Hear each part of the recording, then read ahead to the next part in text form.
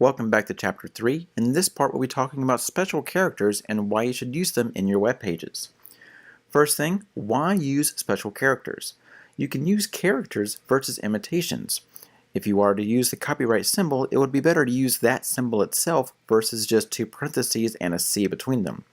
It allows for the presentation of items versus just standard browser processing. So if you want to show some tags being used instead of the tags themselves, you can use special characters.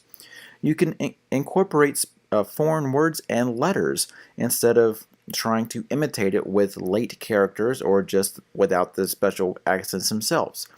You can show proper formulas instead of just trying to include slashes or your attempt at mathematical equations. And lastly, properly allows for special symbols, the nasty ampersand. We'll get to that at the tail end.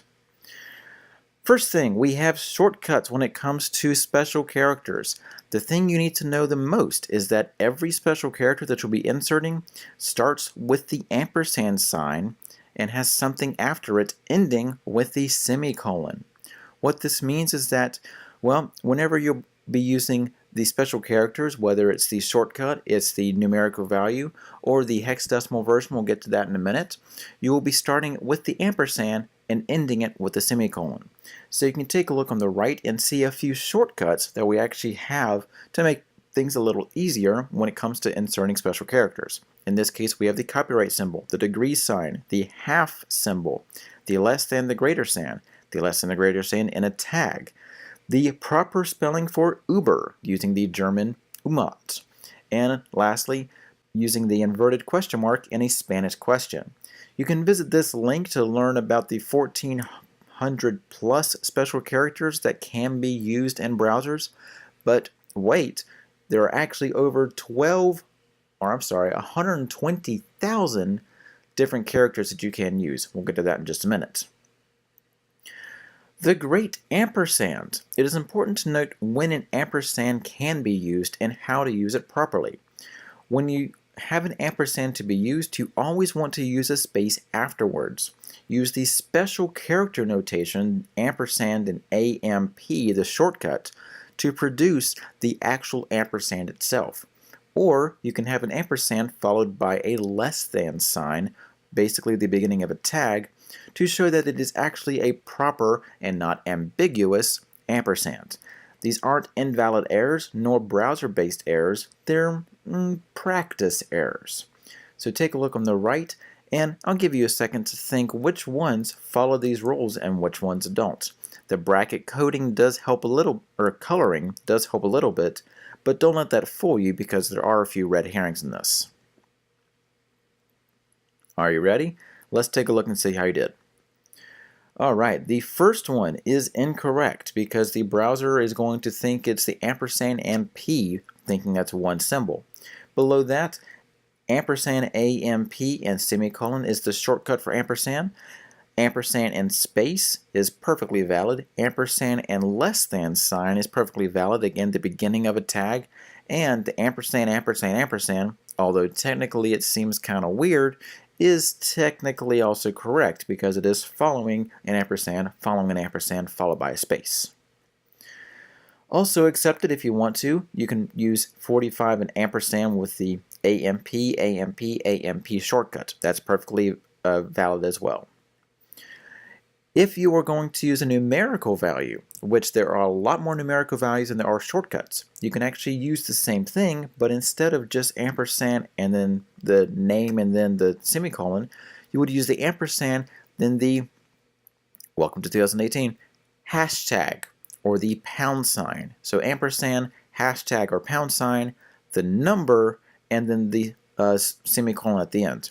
So in this case on the right, you can see that I did the exact same thing with all the symbols, but instead of using their shortcut names, I used their numerical values based on how the browser and the system has it automatically stored.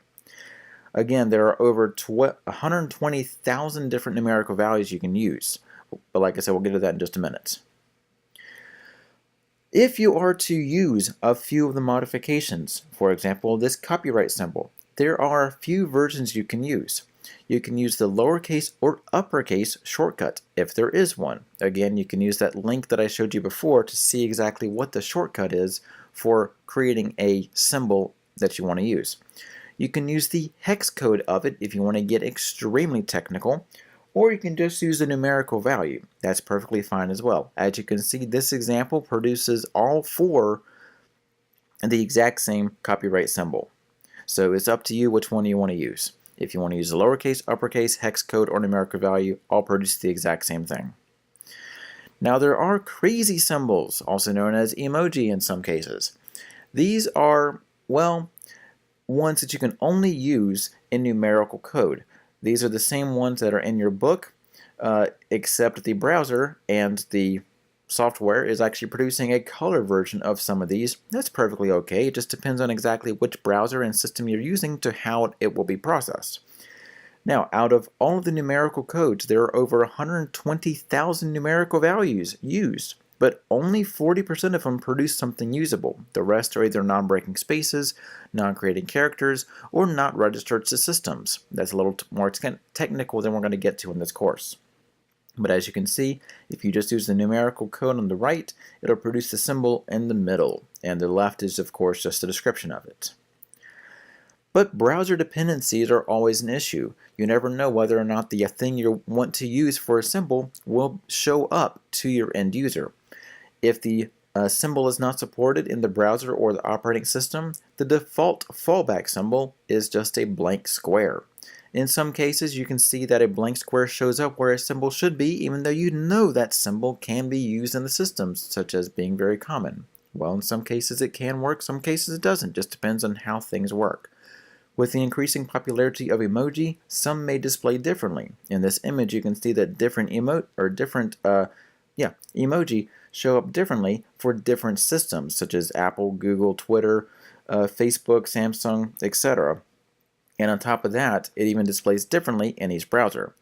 Don't just copy and paste a symbol, try to use the actual numerical or the shortcut value of it, because you never know whether or not that symbol will translate properly between different files and saving formats.